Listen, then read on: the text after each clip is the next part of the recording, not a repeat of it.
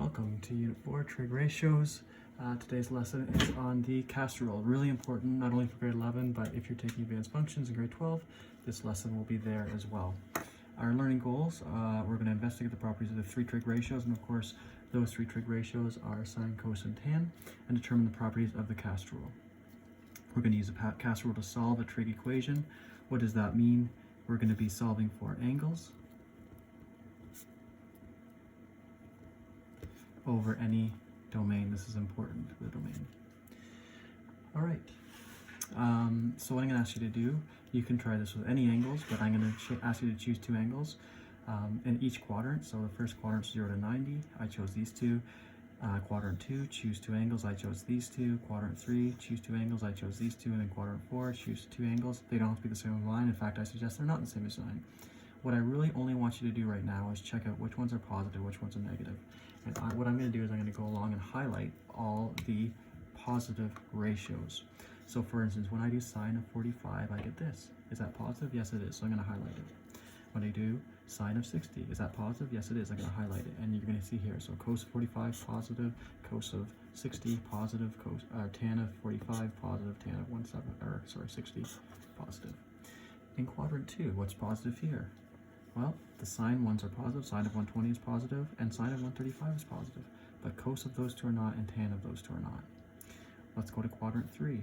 My two angles are right here. Which ones are positive? Sine is not positive, cos is not positive, but tan is positive. Quadrant 4, what's positive here? Well, again, here are my two angles. Sine is not, but cos is, and so is tan. Sorry, cos is, tan is not. So what do I really want you to discover here? What's positive, what's negative in these quadrants? So in quadrant 1, which ratios are positive? The ratios that are positive are all of them. Sine, cos, and tan are all positive. In quadrant 2, what are positive? Looks like it's just sine. In quadrant 3, what are positive? Tan. And in quadrant 4, what are positive? Cos. So what I'm going to do here, is I'm going to write it in here. So what's positive in this quadrant? Everything. What's positive in this quadrant? Quadrant 2, sine. What's positive in quadrant 3? Tan. And what's positive in quadrant 4? Cos. And so hopefully you can see this is where cast is coming from. C-A-S-T. Cast. All right. So that's kind of what I'm going to do right here. So here it is, right? There's the cast for you. And A, quadrant 1, what's positive? All ratios. Quadrant 2, what's positive here? Sine. And of course, there's another one.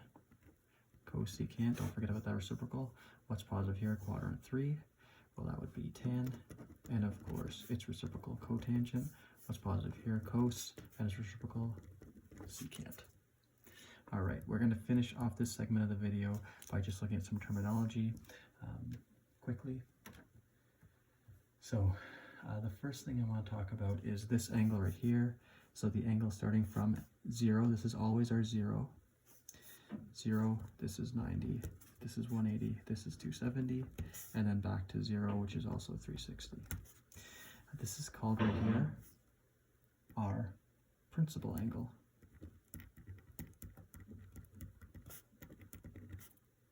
And it's always known as theta. I have a funny story about this. You've probably heard it, but not enough time in the video. So that's called theta.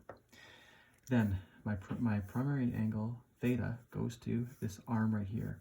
This here arm is called the terminal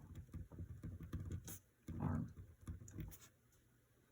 All right, and then the angle that the angle off the terminal arm to the nearest horizontal, and always the horizontal, is called my related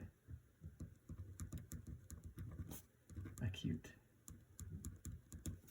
And this angle is always known as alpha. And alpha, of course, is the Greek letter, for A.